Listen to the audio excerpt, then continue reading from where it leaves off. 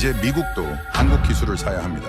미 국방부의 폭탄 발언에 세계가 발칵 뒤집혔습니다. 불과 며칠 전까지만 해도 한국을 싸구려 하청업체라고 비웃었던 미국. 하지만 믿을 수 없는 일이 벌어졌습니다. 한 발당 2억 원짜리 미국 미사일이 5발 연속으로 허공을 가르는 동안 고작 4천만 원짜리 한국 로켓이 10발 연속으로 표적을 박살낸 겁니다. 미 국방부 관계자들은 경악했습니다. 자신들이 목격한 한국의 독자 개발 기술이 미국이 불가능하다라며 포기했던 그 기술이었기 때문이죠. 도대체 무슨 일이 있었던 걸까요? 세계 최초로 실전 배치에 성공한 충격적인 한국 기술, 지금 시작합니다. 미국이 44년간 믿어온 공식이 있습니다. 한국은 우리가 먹여 살려야 하는 동생이다. 젖도 안 뗀 어린애라고요. 저도 그렇게 믿었어요. 82년 동두천에서 직접 봤으니까요. 저는 토마스 킹, 미 국방부 무기획득 규격국장입니다. 펜타곤에서 30년을 버텼죠. 일주일 전 하와이 림팩 훈련장에서 저는 한국팀을 쫓아내려고 서류를 준비하고 있었습니다. 갑판 구석에 주차된 낡은 2.5 톤 트럭을 보면서요. 페인트가 벗겨지고 타이어에 진흙이 묻은 그 트럭은 수조 원짜리 미군 장비 사이에서 거짓골이었어요. 토끼가 아무리 빨라봤자 사자는 될 수 없다. 저는 그렇게 확신했습니다. 그런데 안개가 밀려왔어요. 한치 앞도 보이지 않는 죽음의 해무가요. 통제실은 최첨단 이지스함의 심장부였습니다. 에어컨 바람이 서늘하게 불어왔고 창밖에는 거대한 미항모 전단이 도열해 있었죠. 수조 원짜리 전투기들, 수천억 원짜리 미사일 시스템들. 저는 그 광경을 볼 때마다 가슴이 뿌듯해졌어요. 이게 미국이다. 이게 팍스 아메리카나다. 우리가 세계 질서를 지키는 거라고요. 책상 위에는 제가 직접 작성한 서류가 놓여 있었습니다. 한국팀 조기 귀국 권고안. 만년필 뚜껑만 열면 끝이었어요. 킹. 이번 계약만 끝나면 자네 은퇴 후 자리는 이사회에 있다네. 옆에 앉은 스미스 부사장이 최고급 시가를 내밀며 웃었습니다. 글로벌 방산기업 브이코프의 수석 부사장이죠. 기름진 포마드 헤어에 $1,000짜리 이탈리아 구두. 땀을 흘리지 않는 체질인지 이마가 번들거렸어요. 저는 그 시가를 받아 들었습니다. 향이 달콤했어요. 스미스가 창밖을 가리키며 킬킬거렸죠. 저거 봐. 하청 공장 직원들이 소풍 나왔나 봐. 기술은 우리가 만들고 쟤들은 조립이나 시키면 되는 거야. 한국 트럭 말이었습니다. 저도 속으로 비웃었어요. 우리는 수조 원짜리 시스템을 운용하는데 저들은 고물 트럭이라니요. 분수를 모르는 것도 정도가 있죠. 스미스가 제 어깨를 툭 쳤습니다. 톰, 자존심이 밥 먹여주나? 쟤들 거에 우리 스티커만 붙이면 자네 별장이 생긴다고. 저는 대답하지 않았어요. 뇌물이라는 건 알았지만 거절할 이유를 찾지 못했습니다. 어차피 한국 물건은 이 훈련에서 망신당할 테니까요. 82년 겨울이 떠올랐습니다. 경기도 동두천, 미 제2보병사단 캠프 KC. 당시 저는 28살의 젊은 소대장이었어요. 코를 찌르는 연탄 가스 냄새가 아직도 생생합니다.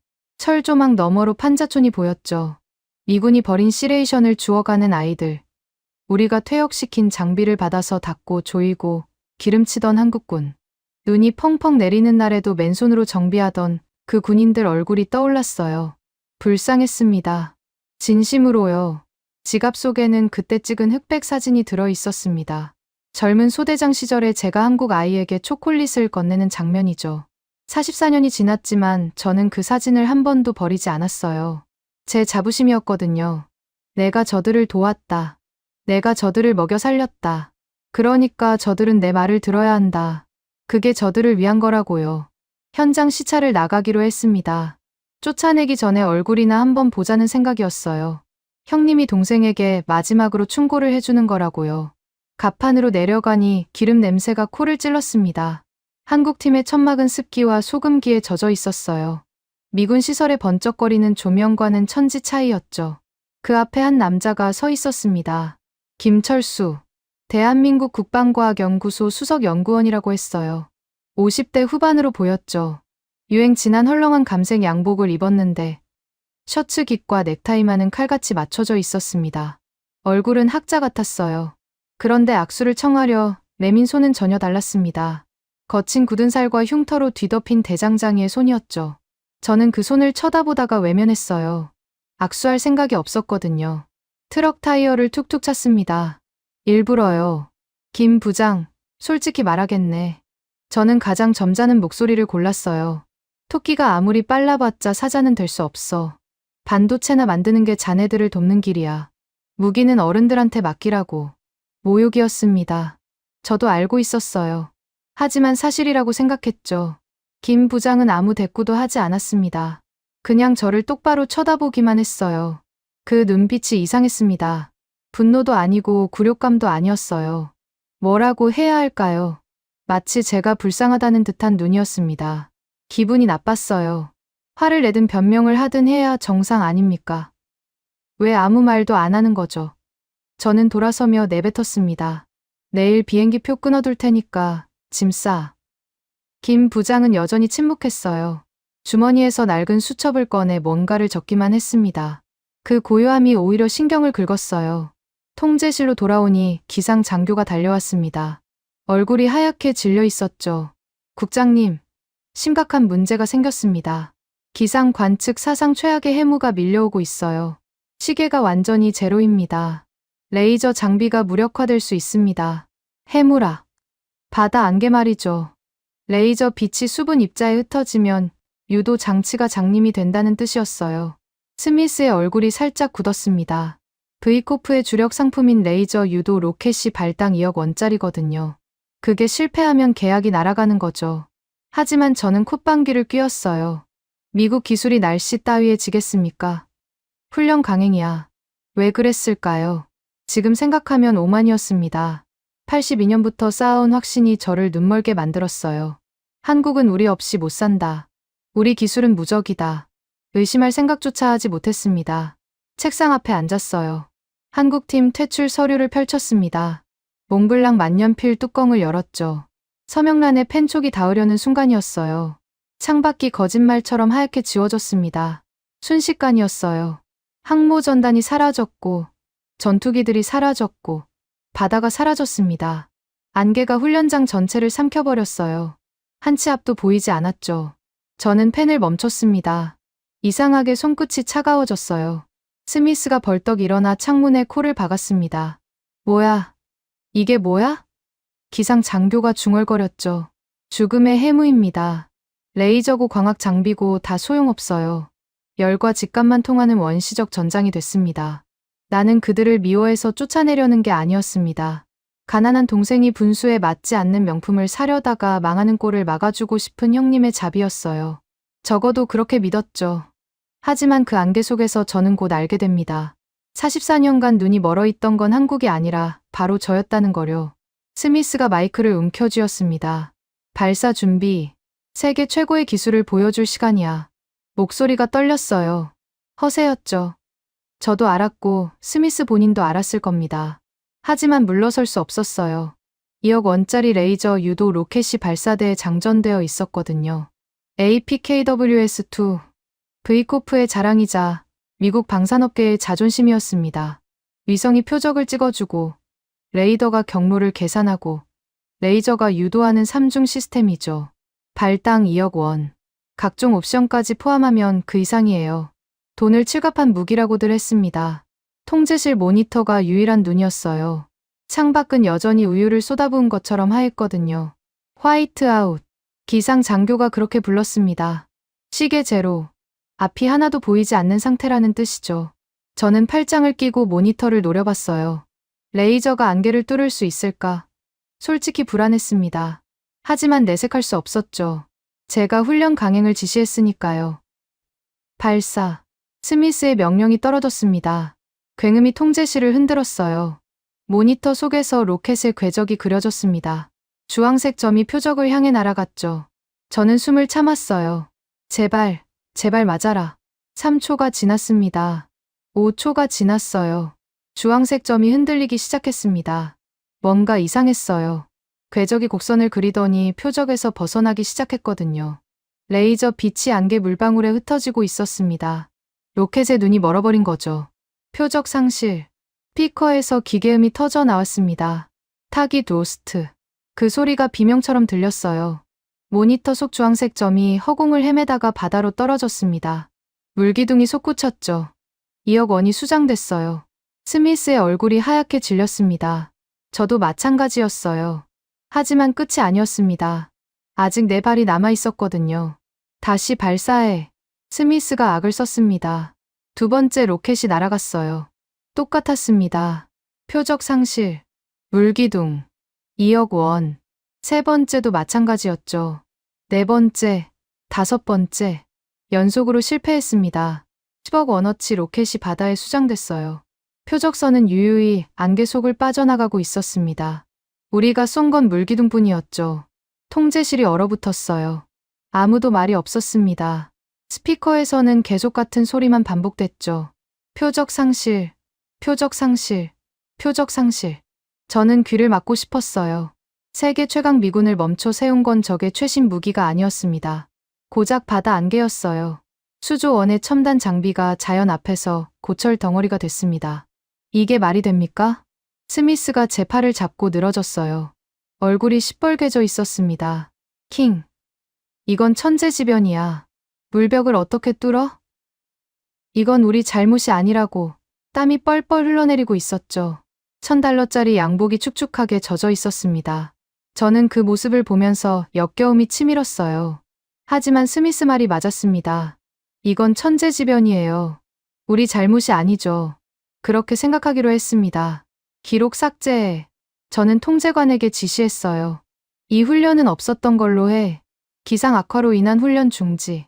그렇게 보고서 올려. 미국의 자존심을 지켜야 했거든요. 10억 원이 바다에 빠졌다는 걸 세상이 알면 안 됐습니다. 스미스가 고개를 끄덕였어요. 그래. 그게 좋겠어. 이건 불가항력이야. 누구도 우릴 탓할 수 없어. 우리는 서로를 위로했습니다. 비겁한 합리화였죠. 바로 그때였어요. 통제관 첸 박사가 헤드셋을 벗으며 보고했습니다. 국장님, 한국팀에서 연락이 왔습니다. 발사 준비를 마쳤다고요. 저는 귀를 의심했어요. 뭐라고요? 레이더 없이 발사한다고 합니다. 첸 박사의 목소리가 떨렸습니다. 믿기지 않는다는 표정이었죠. 저는 코웃음을 쳤어요. 우리가 방금 5발 연속으로 실패했는데 감히 레이더도 없이. 웃기는 소리 하고 있네요. 첸 박사, 저 친구들한테 전해. 기름값 아끼게 당장 짐 싸서 가라고. 저는 마이크를 집어 들었습니다. 직접 말해주고 싶었어요. 분수를 알라고. 어른들이 실패한 걸 꼬맹이들이 어떻게 해보겠다고? 그 순간이었습니다. 창밖에서 소리가 들려왔어요. 미군의 굉음과는 전혀 달랐습니다. 날카롭고 가벼운 파열음이었죠. 피웅. 무슨 소리지? 저는 창문 쪽으로 고개를 돌렸어요. 안개 속에서 뭔가가 날아가고 있었습니다. 궤적은 보이지 않았어요. 소리만 들렸죠. 우리 로켓이 굉음을 내며 하늘을 찢었다면 저건 바람을 가르는 소리에 가까웠습니다. 휘파람 같았어요. 통제실이 술렁였습니다. 모두가 창밖을 쳐다봤죠. 스미스가 중얼거렸어요. 뭐야? 저게 뭐야? 저도 같은 생각이었습니다. 갑판 구석의 낡은 트럭에서 뭔가가 튀어나간 거였어요. 한국 팀이었습니다. 저들이 정말로 발사한 겁니까? 첸 박사가 모니터를 가리켰어요. 국장님, 저거 보세요. 한국 로켓이 날아가고 있습니다. 그런데 이상해요. 레이저 유도 신호가 없어요. 위성 연동도 없고요. 저게 대체 뭘 보고 날아가는 거죠? 저도 모니터를 들여다봤습니다. 주황색 점 하나가 안개 속을 뚫고 날아가고 있었어요. 우리 로켓처럼 흔들리지 않았습니다. 직선에 가까웠죠. 3초가 지났어요. 저는 숨을 멈췄습니다. 우리 로켓은 3초 만에 표적을 잃어버렸거든요. 저 로켓도 곧 바다에 떨어지겠지. 그렇게 생각했습니다. 5초가 지났어요. 여전히 날아가고 있었습니다. 7초, 8초. 주황색 점이 표적에 다가가고 있었어요. 심장이 쿵쾅거렸습니다. 설마요. 스미스가 제 어깨를 움켜잡았어요. 손가락이 파고들 정도로 세게요. 저거 봐, 저거. 곧 떨어질 거야. 분명히 떨어질 거라고. 저도 그러길 바랐습니다. 제발 떨어져라. 제발 실패해라. 우리만 실패할 순 없잖아요. 그런데 떨어지지 않았어요. 주황색 점이 표적과 겹쳐지는 순간 모니터의 붉은 불빛이 터졌습니다.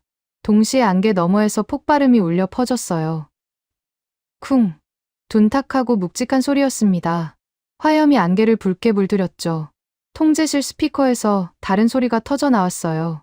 우리가 5발 연속으로 듣지 못한 소리였습니다. 명중. 표적 엔진룸 완파. 저는 얼어붙었어요. 명중이라고요? 우리가 5발 쏴서 한 발도 못 맞힌 표적을요? 레이더도 없이, 레이저도 없이. 스미스의 손이 제 어깨에서 떨어졌습니다. 저는 천천히 고개를 돌려 창밖을 봤어요. 안개 속에서 연기가 피어오르고 있었습니다. 표적선이 불타고 있었죠. 갑판 아래를 내려다봤어요. 한국팀의 낡은 트럭이 보였습니다. 김철수 부장이 트럭 옆에 서 있었어요. 미군들이었다면 환호하고 난리가 났겠죠. 하지만 김 부장은 미동도 없었습니다. 노트북 화면만 바라보고 있었어요. 아무 표정도 없이, 마치 해가 뜨고 지는 것처럼 당연하다는 듯이요. 스미스가 더듬거렸습니다. 우연이야. 소 뒷걸음질 치다 쥐 잡은 거야. 저건 운이라고. 저도 그렇게 믿고 싶었어요. 하지만 가슴 한구석이 서늘해지는 건 어쩔 수 없었습니다. 저 침묵이 무서웠거든요. 명중시키고도 기뻐하지 않는 사람들. 저게 대체 뭘 의미하는 걸까요? 저는 마이크를 집어 들었습니다. 목소리가 떨리지 않게 애를 썼어요. 운이 좋았군. 하지만 한 발로는 증명이 안 돼. 오기가 생겼거든요. 우연이라면 다시는 안 맞을 거야. 그래. 이번엔 진짜 어려운 걸로 해보자. 이번엔 다 표적 동시 사격이다. 표적을 4개로 늘리고 전부 지그재그로 움직여. 난이도 최상으로 올려. 첸 박사가 당황한 표정으로 쳐다봤습니다. 무리한 요구라는 걸 저도 알았어요. 하지만 물러설 수 없었습니다. 미국이 실패하고 한국이 성공하는 꼴을 볼 순 없었거든요. 저는 창밖에 김 부장을 노려봤어요. 이번엔 안 통할 거야. 이번엔 반드시 실패할 거라고. 김 부장이 고개를 들어 통제실을 올려다봤습니다. 눈이 마주쳤어요. 저는 움찔했습니다. 그 눈빛이 아까와 같았거든요. 분노도 아니고 굴욕감도 아닌, 마치 제가 불쌍하다는 듯한 눈이었습니다. 다표적 동시 사격. 제가 내린 명령이었습니다. 표적 4개를 동시에 지그재그로 움직이게 하고 그걸 전부 맞추라는 거죠. 솔직히 말하면 불가능에 가까운 조건이었어요. 우리 2억 원짜리 로켓도 고정 표적 하나를 못 맞췄는데 움직이는 표적 4개를 동시에 맞추라니요. 저는 한국팀이 포기하길 바랐습니다. 겁먹고 꼬리 내리면 우리 체면이 서니까요. 그런데 김 부장의 반응이 이상했어요. 무전기로 제 명령을 전달받고도 아무 표정 변화가 없었거든요. 고개를 끄덕이더니 팀원들에게 뭔가 지시했습니다. 한국어라 못 알아들었지만 목소리 톤이 평온했어요. 마치 점심 메뉴를 정하는 것처럼요. 저는 그게 더 불쾌했습니다. 뭐야? 저 자신감은 대체 어디서 나오는 거죠? 통제실 분위기가 묘하게 달라졌어요. 아까까지만 해도 모두가 한국팀을 무시했거든요. 하청 공장 직원들이 소풍 나왔다고 킬킬거렸죠. 그런데 지금은 달랐습니다. 첸 박사가 모니터에서 눈을 떼지 못하고 있었어요. 다른 통제관들도 마찬가지였죠. 창밖에 낡은 트럭을 힐끔힐끔 쳐다봤습니다. 그 시선에 호기심이 섞여 있었어요. 아니, 호기심보다는 두려움에 가까웠을지도 모르겠습니다. 스미스가 제 옆으로 다가왔어요. 목소리를 낮춰 속삭였습니다. 킹, 괜찮아. 아까 건 운이야. 다표적은 절대 못 맞춰. 물리적으로 불가능하다고. 저도 그렇게 믿고 싶었습니다. 레이더도 없이, 레이저도 없이 움직이는 표적 4개를 동시에 맞추는 건 말이 안 되거든요. 우리 시스템도 못하는 걸 저 고물 트럭이 해낸다고요? 웃기는 소리죠. 그런데 가슴이 계속 두근거렸어요. 아까 그 명중 장면이 머릿속에서 지워지지 않았거든요.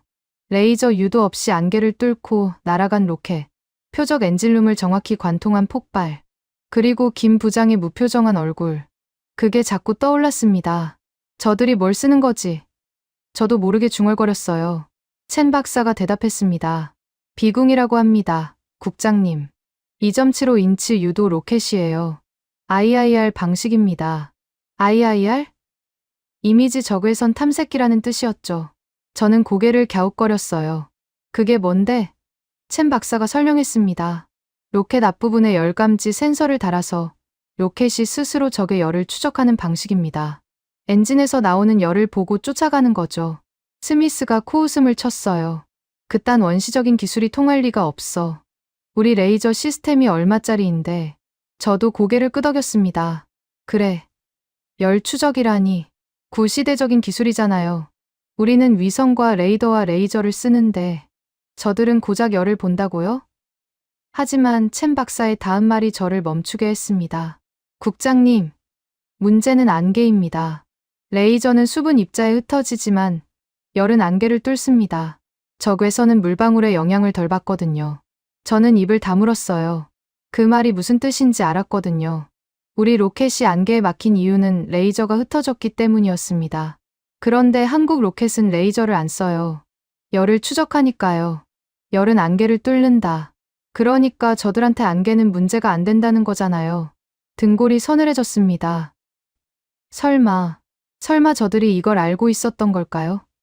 안개가 올 걸 예상하고 저런 무기를 가져온 걸까요? 아니야. 그럴 리가 없어. 그건 너무 앞서가는 생각이에요. 저는 고개를 저었습니다. 우연이야. 분명히 우연이라고요. 갑판 아래에서 움직임이 보였어요. 한국팀이 발사 준비를 하고 있었습니다. 트럭 뒤편에서 발사대가 올라왔죠. 간소했어요.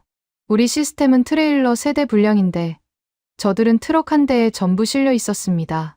초라해 보였어요. 하지만 아까 그 로켓이 저기서 나왔다는 걸 생각하니 기분이 이상해졌습니다. 김 부장이 발사대 옆에 서서 노트북을 들여다보고 있었어요. 팀원 4명이 주위에서 분주하게 움직였죠. 그런데 이상한 점이 있었습니다. 아무도 말을 안 했어요. 손짓으로만 소통하고 있었죠. 마치 오랫동안 맞춰온 것처럼 척척 움직였습니다. 군더더기가 없었어요.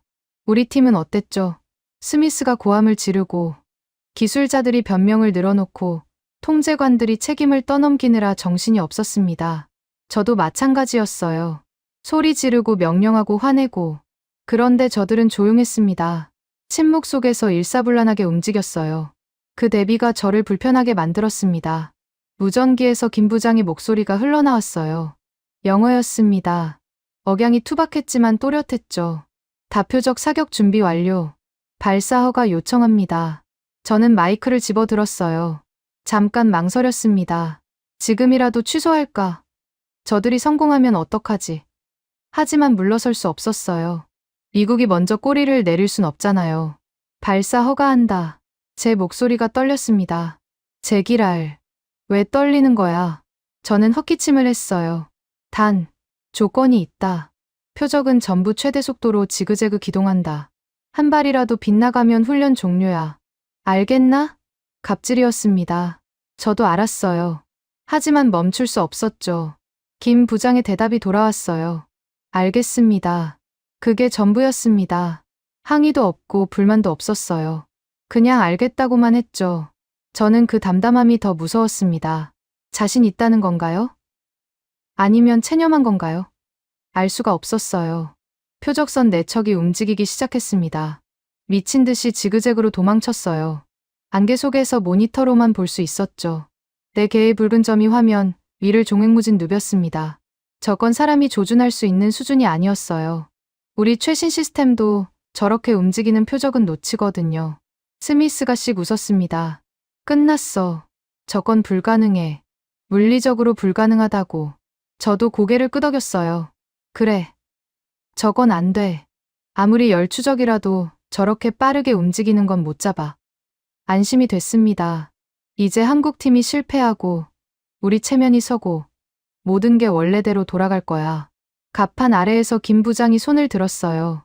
팀원들이 발사대 옆에 늘어섰습니다. 저는 숨을 멈췄어요. 심장이 목구멍까지 올라온 것 같았습니다. 왜 이렇게 긴장되는 거지? 저들이 실패할 게 뻔한데. 김 부장의 손이 내려왔습니다. 동시에 4개의 파열음이 터졌어요. 피웅, 피웅, 피웅, 피웅. 로켓 4발이 안개 속으로 사라졌습니다. 저는 모니터를 노려봤어요. 4개의 주황색 점이 화면 위를 날아가고 있었습니다. 표적을 향해서요. 어디로 가는 거야? 스미스가 중얼거렸습니다. 레이더도 없이 어떻게 방향을 잡는 거지? 첸 박사가 대답했어요. 열입니다. 로켓이 표적 엔진의 열을 보고 있어요. 스스로 판단해서 쫓아가는 겁니다. 스스로 판단한다고요? 로켓이요. 저는 믿을 수가 없었습니다. 3초가 지났어요. 주황색 점들이 흩어지기 시작했습니다. 저는 눈을 의심했어요. 뭐야? 저게 뭐야? 로켓들이 갈매기 떼처럼 흩어졌다가 각자 다른 표적을 향해 날아가고 있었거든요. 내 발이 4개의 표적을 정확히 나눠서 추적하고 있었습니다. 어떻게 저게 가능하죠? 첸 박사가 경악한 목소리로 외쳤어요. 국장님, 로켓이 살아있습니다. 스스로 목표물을 분배하고 있어요. 살아있다고요? 저는 모니터에 코를 박았습니다. 정말이었어요. 내 발에 로켓이 마치 의지가 있는 것처럼 각자의 표적을 물고 늘어지고 있었습니다. 표적이 지그재그로 도망쳐도 로켓이 따라갔어요. 곡선을 그리며 쫓아갔습니다. 춤을 추는 것 같았어요. 스미스가 뭔가 만지작거리는 게 보였습니다. 주머니에서 작은 장치를 꺼냈어요. 버튼을 눌렀죠. 저는 물었습니다. 뭐 하는 거야? 스미스가 낮게 대답했어요. 전파 방해야. 저거 교란시키면 떨어질 거야. 비열한 짓이었습니다. 하지만 저는 막지 않았어요. 솔직히 말하면 저도 저들이 실패하길 바랐거든요. 그런데 아무 일도 일어나지 않았습니다. 로켓들은 여전히 날아가고 있었어요. 전파 방해가 안 통한 거죠. 첸 박사가 설명했습니다. 국장님, 저 로켓은 전파를 안 씁니다. 열만 추적해요. 전파 방해가 소용없습니다. 스미스의 얼굴이 하얗게 질렸어요. 저도 마찬가지였습니다. 5초가 지났어요. 7초, 8초. 주황색 점들이 표적에 다가가고 있었습니다. 탐지 속도 0.02초. 사람이 개입할 틈도 없는 기계적 반응이었어요. 저는 주먹을 불끈 쥐었습니다. 제발 빗나가라. 제발 한 발만 빗나가라. 쿵. 첫 번째 폭발이 터졌습니다. 모니터에 붉은 불빛이 번쩍였어요. 쿵. 두 번째. 쿵. 세 번째. 쿵. 네 번째. 4연속 폭발이 안개 속에서 울려 퍼졌습니다. 화염이 4군데서 동시에 치솟았어요. 통제실 스피커에서 기계음이 터져 나왔습니다. 명중. 명중. 명중. 명중. 4표적 전부 완파. 15cm 오차도 없는 정밀 타격이었습니다. 내 발 전부요. 저는 입을 다물지 못했어요. 물고 있던 시가가 툭 떨어졌습니다. 바닥에 떨어진 시가가 불씨를 뿌렸지만 신경 쓸 여유가 없었어요. 통제실이 얼어붙었습니다. 아무도 말이 없었어요. 스미스가 벽에 기대앉았습니다. 다리에 힘이 풀린 것 같았죠. 저도 마찬가지였어요. 방금 뭘 본 거지? 이게 현실인가요? 창밖을 내려다봤습니다. 김 부장이 트럭 옆에 서 있었어요. 여전히 아무 표정도 없었습니다. 환호도 없고 기뻐하는 기색도 없었어요. 노트북을 접으며 팀원들에게 뭔가 지시하고 있었습니다. 다음 발사 준비를 하는 것 같았어요. 마치 해가 뜨고 지는 것처럼 당연하다는 듯이. 그 고요한 침묵이 저를 소름 끼치게 만들었습니다. 그들은 환호하지 않았어요. 명중하는 것이 당연하다는 듯한 저 건조한 태도. 저건 자신감이 아니었습니다. 일상이었어요. 저들한테 명중은 특별한 게 아니라 그냥 일상이었던 겁니다. 제 머릿속에서 82년 동두천의 이미지가 산산조각 났습니다. 철조망 너머에서 초콜릿을 줍던 아이들. 고장난 트럭을 닦고 조이던 군인들. 우리가 먹여 살려야 하는 가난한 동생. 그 이미지가 전부 깨져버렸어요. 스미스가 더듬거렸습니다. 저건 4천만 원짜리라며? 우리 건 2억인데. 저는 대답하지 못했어요. 뭐라고 해야 할지 몰랐거든요. 4천만 원짜리가 2억 원짜리를 이겼습니다. 50분의 1 가격으로요. 이게 스미스가 말한 격의 차이입니까? 저는 천천히 고개를 들어 창밖을 봤어요. 안개가 여전히 자욱했습니다. 하지만 그 안개 속에서 4군데 화염이 타오르고 있었죠. 한국이 쏜 불이었습니다. 내가 알던 82년의 동생은 죽었어요. 지금 내 눈앞에 있는 건 내 멱살을 잡고 흔들 만큼 성장한 괴물이었습니다. 통제실에 침묵이 내려앉았습니다. 아무도 움직이지 않았어요. 모니터에는 4군데 화염이 타오르는 영상이 반복 재생되고 있었죠. 명중. 그 단어가 머릿속에서 메아리쳤습니다. 저는 바닥에 떨어진 시가를 멍하니 내려다봤어요. 불씨가 카펫을 태우고 있었지만 손이 움직이지 않았습니다. 죽고 싶지 않았어요.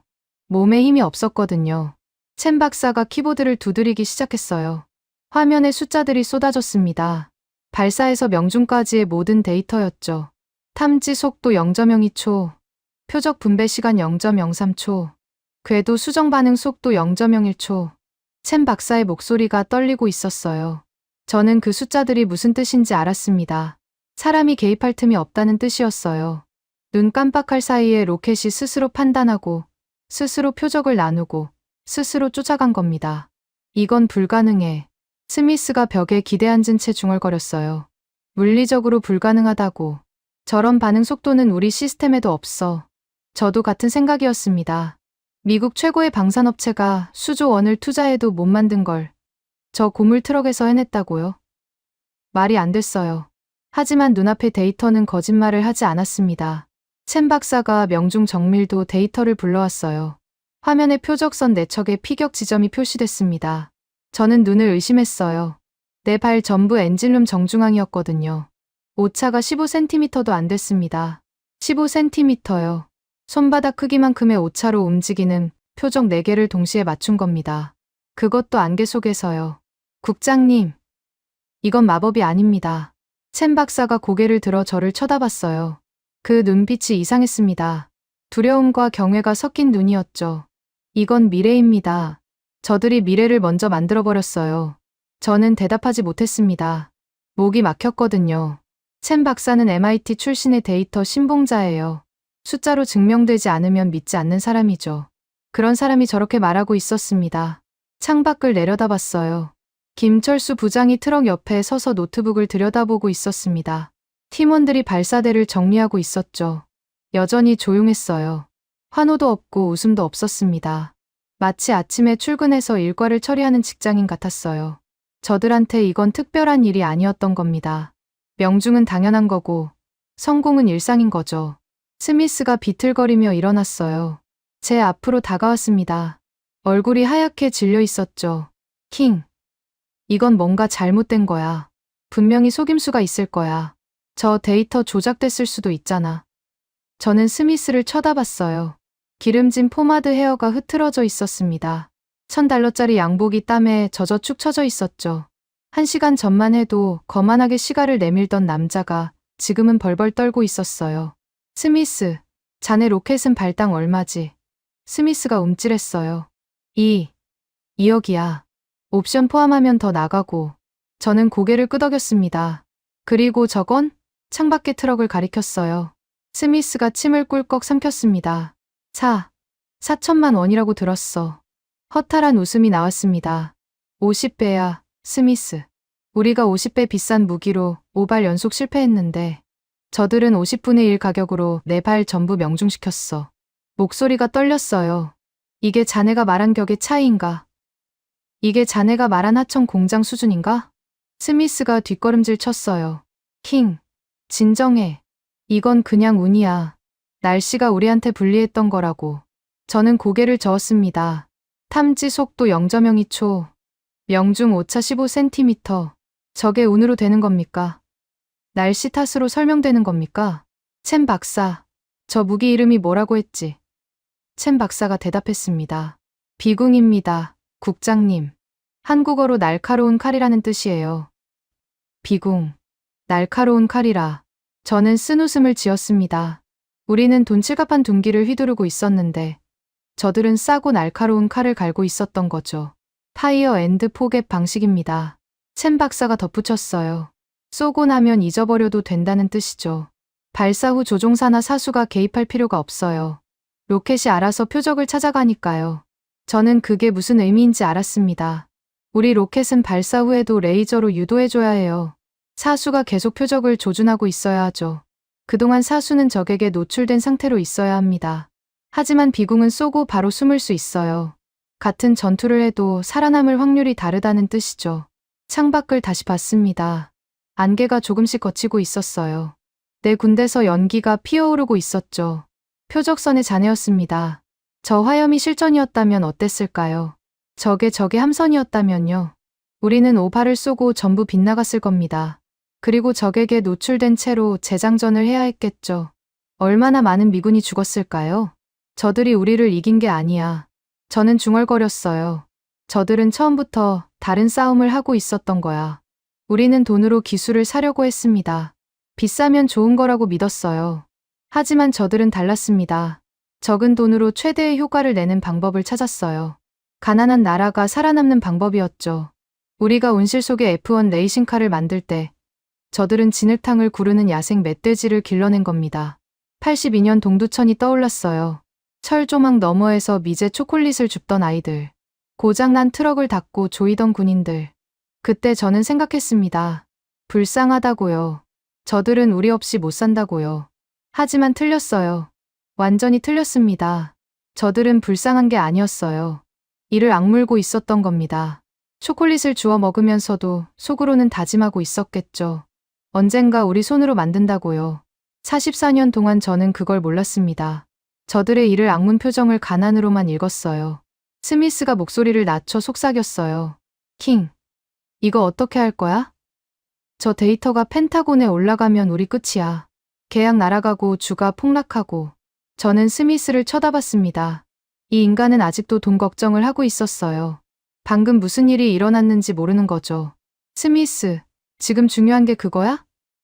저걸 저기 가지면 물량으로 우리를 찍어 누를 수 있어. 20억 원짜리 미사일로 2천만 원짜리 보트를 막다가 파산할 판이라고. 스미스의 얼굴이 더 하얘졌습니다. 하지만 제 머릿속에는 다른 생각이 떠올랐어요. 저걸 우리가 가지면 어떨까요? 한국이 동맹이니까요. 저 기술을 사올 수 있다면요. 김 부장이 주머니에서 낡은 수첩을 꺼냈어요. 손때가 묻어 거무스름해진 수첩이었습니다. 뭔가를 적더니 하늘을 올려다봤죠. 안개가 걷히고 푸른 하늘이 보이기 시작했어요. 김 부장의 얼굴에 처음으로 표정이 스쳤습니다. 미소는 아니었어요. 안도에 가까웠죠. 임무를 마친 사람의 얼굴이었습니다. 저는 결심했습니다. 저 사람한테 가야겠다고요. 직접 물어봐야겠다고요. 저 무기를 어떻게 만들었는지, 왜 만들었는지, 무엇이 저들을 이 지경까지 몰아붙였는지를요. 갑판으로 내려가려던 순간이었습니다. 통제실 전체에 붉은 사이렌이 울렸어요. 귀를 찢는 경보음이었죠. 모든 모니터가 빨갛게 전멸하기 시작했습니다. 저는 발걸음을 멈췄어요. 이건 훈련 신호가 아니었거든요. 실제 상황. 통신병이 악을 썼습니다. 미확인 선박 다수 접근 중 50여 척 이상. 저는 귀를 의심했어요. 50척이라고요? 레이더 화면을 봤습니다. 붉은 점들이 벌떼처럼 몰려오고 있었어요. 안개 속에서 우리를 향해 돌진하고 있었습니다. 첸 박사가 화면을 확대했어요. 국장님, 저건 자폭 무인정입니다. 테러 집단이 사용하는 소형 보트예요. 폭발물을 싣고 충돌하면 끝입니다. 자폭 무인정. 떼거리 전술이었죠. 값싼 보트 수십 척을 한꺼번에 보내서 비싼 군함을 수장시키는 방법이요. 2천만 원짜리 보트로 수천억 원짜리 이지스함을 격침시킬 수 있어요. 저는 창밖을 봤습니다. 안개 속에서 아무것도 보이지 않았어요. 하지만 레이더는 거짓말을 하지 않았습니다. 붉은 점들이 점점 가까워지고 있었죠. 심장이 목구멍까지 올라왔어요. 이건 훈련이 아니었습니다. 진짜 죽을 수 있는 상황이었어요. 함포 발사, 함장의 명령이 떨어졌습니다. 이지스함의 근접 방어 무기가 불을 뿜기 시작했어요. 펠렁스 시스템이었죠. 분당 4,500발을 쏟아내는 기관포예요. 굉음이 하늘을 찢었습니다. 하지만 문제가 있었어요. 표적이 너무 작았거든요. 파도에 흔들리는 소형 보트를 맞추기가 쉽지 않았습니다. 게다가 안개 때문에 광학 조준도 불가능했어요. 빗나갔습니다. 사격 통제관이 외쳤어요. 표적 너무 작습니다. 명중률 10% 이하. 저는 이를 악물었습니다. 10%라고요? 50척 중에 5척밖에 못 잡는다는 뜻이잖아요. 나머지 45척이 우리한테 돌진하면 끝이에요. 스미스가 비명을 질렀습니다. 안 돼. 난 죽기 싫어. 그러더니 책상 밑으로 기어 들어갔어요. $1,000짜리 양복이 바닥에 끌렸습니다. 저는 그 꼴을 보면서 역겨움이 치밀었어요. 하지만 솔직히 저도 다리가 후들거렸습니다. 30년 군 생활이 이렇게 끝나는구나. 개죽음이구나. 그런 생각이 머릿속을 스쳤어요. 레이더의 붉은 점들이 점점 가까워졌습니다. 2000m, 1500m, 1000m. 한 포가 계속 불을 뿜었지만 소용없었어요. 파도에 흔들리는 작은 보트들이 총알 사이를 빠져나가고 있었습니다. 모기떼에 물려 죽는 코끼리 같았어요. 거대한 이지스함이 값싼 보트떼에 격침될 판이었습니다. 저는 눈을 감았어요. 이제 끝이구나. 30년 군 생활이 허무하게 끝나는구나. 82년 동두천에서 시작된 내 인생이 여기서 끝나는구나. 별별 생각이 다 스쳤습니다. 후회도 있었어요. 가족한테 전화 한 통 못했다는 거요. 바로 그때였습니다. 무전기에서 목소리가 흘러나왔어요. 낮고 건조한 목소리였죠. 한국어 억양이 섞인 영어였습니다. 자동 교전 모드. 전탄 발사. 김철수 부장이었어요. 저는 눈을 떴습니다. 창밖을 봤어요. 갑판 구석의 낡은 트럭에서 뭔가가 튀어나가고 있었습니다. 한 발이 아니었어요. 두 발도 아니었습니다. 36발의 로켓이 벌떼처럼 쏟아져 나갔어요. 피웅, 피웅, 피웅. 날카로운 파열음이 연속으로 터졌습니다. 저는 멍하니 그 광경을 지켜봤어요. 로켓들이 안개 속으로 사라졌습니다. 그리고 폭발이 시작됐어요. 쿵, 쿵, 쿵, 쿵, 쿵. 연속으로 터지는 폭발음이 바다를 뒤흔들었습니다. 레이더 화면을 봤어요. 붉은 점들이 하나씩 사라지고 있었습니다. 로켓이 보트를 잡아먹고 있었어요. 뭐야? 저게 뭐야? 첸 박사가 경악한 목소리로 외쳤습니다. 로켓이 스스로 표적을 분배하고 있어요. 36발이 36개 표적을 각각 추적하고 있습니다. 저도 모니터를 봤어요. 정말이었습니다. 로켓들이 파도를 타며 춤을 추듯 움직이고 있었어요. 지그재그로 도망치는 보트들을 하나하나 물고 늘어졌습니다. 쿵, 쿵, 쿵. 폭발이 계속됐어요. 레이더 화면의 붉은 점들이 눈 녹듯 사라졌습니다. 50개가 넘던 점들이 40개가 되고 30개가 되고 20개가 됐어요. 한 포로 잡지 못한 표적들을 비공이 전부 처리하고 있었습니다. 압도적이었어요. 학살이었습니다. 30초가 지났어요. 레이더 화면이 깨끗해졌습니다. 붉은 점이 하나도 남지 않았어요. 50여 척의 자폭 무인정이 전부 바다 밑으로 가라앉았습니다. 통제실에 정적이 흘렀어요. 아무도 말이 없었습니다. 방금 무슨 일이 일어난 건지 이해하지 못한 얼굴들이었죠. 저는 천천히 창밖을 봤어요. 안개가 걷히기 시작했습니다. 바다 위에 검은 연기가 피어오르고 있었어요. 저게 잔해였습니다. 기름띠가 물 위에 번지고 파편이 둥둥 떠다녔죠. 그 광경을 보면서 저는 깨달았습니다. 방금 우리가 살았다는 거려. 한국이 우리를 살렸다는 거려. 갑판 아래를 내려다봤어요. 트럭 옆에 사람이 쓰러져 있었습니다. 김철수 부장이었어요. 팀원들이 달려가 부축하고 있었죠. 저는 계단을 뛰어내려갔습니다. 심장이 쿵쾅거렸어요. 제발 괜찮아라. 제발요. 김 부장 옆에 도착했을 때 그는 코피를 쏟고 있었어요. 긴장이 풀려서 그런 것 같았습니다. 막내 연구원이 수건으로 피를 닦아주고 있었죠. 김 부장의 주머니에서 뭔가가 흘러나왔어요. 낡고 피 묻은 수첩이었습니다. 막내 연구원이 그 수첩을 주워 제게 건넸어요. 국장님, 이거요. 저는 수첩을 받아 들었습니다. 손이 떨렸어요. 펼쳐봤죠. 첫 페이지에 뭔가 적혀 있었습니다. 한국어였지만 옆에 영어 번역이 붙어 있었어요. 82년, 미군이 던져준 초콜릿을 잊지 말자. 갚아야 산다. 저는 그 문장을 읽고 또 읽었습니다. 눈이 뜨거워졌어요. 82년이라고요? 동두천 말입니까? 철조망 너머에서 초콜릿을 줍던 그 아이들 말입니까? 저는 김 부장의 얼굴을 내려다봤어요.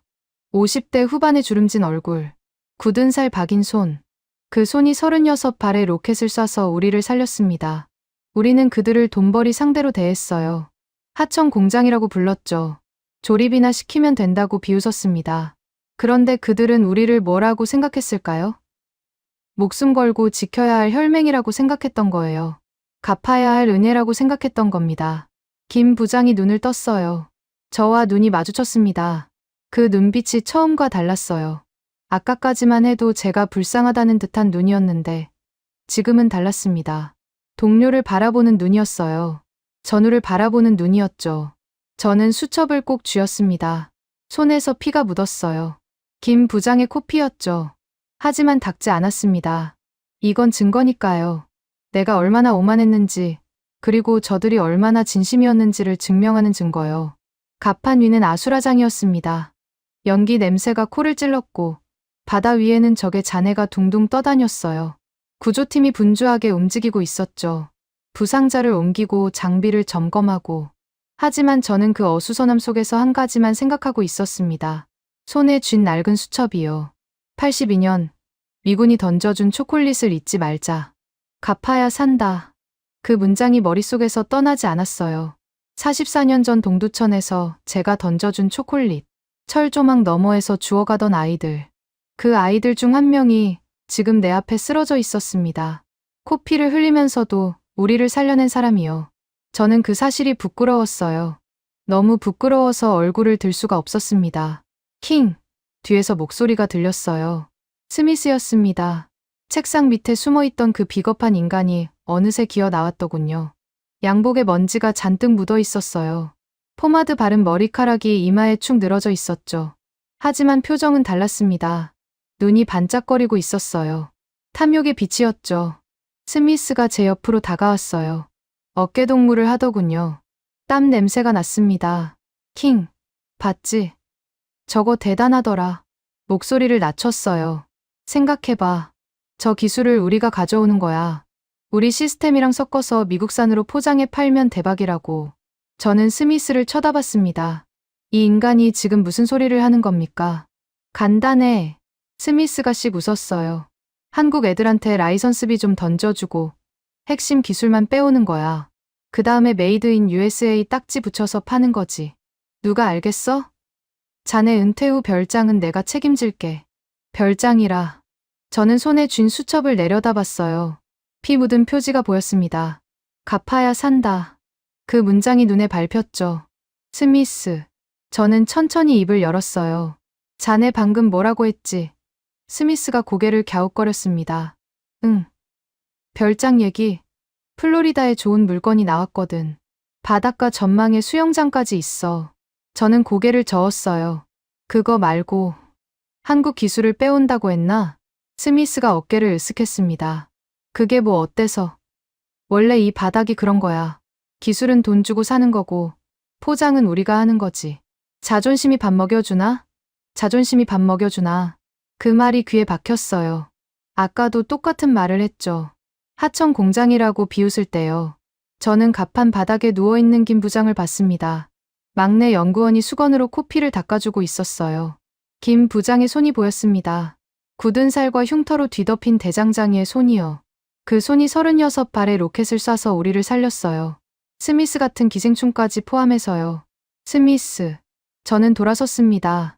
스미스와 눈이 마주쳤어요. 난 평생 쟤들을 꼬맹이 취급했어. 우리가 먹여 살려야 하는 동생이라고 생각했지. 하청 공장이라고 비웃었고 조립이나 시키면 된다고 깔봤어. 스미스가 고개를 끄덕였습니다. 그래. 그게 사실이잖아. 뭐가 문제야? 문제는 말이야. 저는 주먹을 불끈 쥐었어요. 오늘 그 꼬맹이가 날 살렸다는 거야.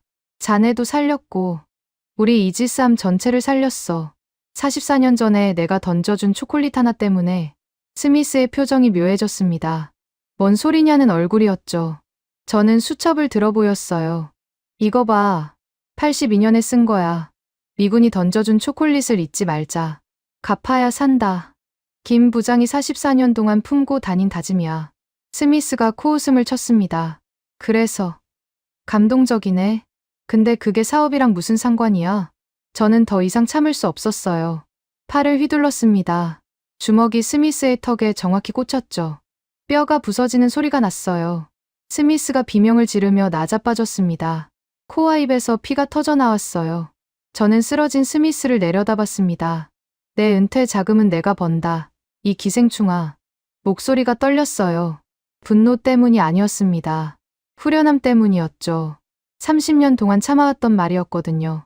스미스 같은 로비스트들, 방산 브로커들, 전쟁을 비즈니스 포트폴리오로만 보는 인간들. 저도 그들과 한패였어요.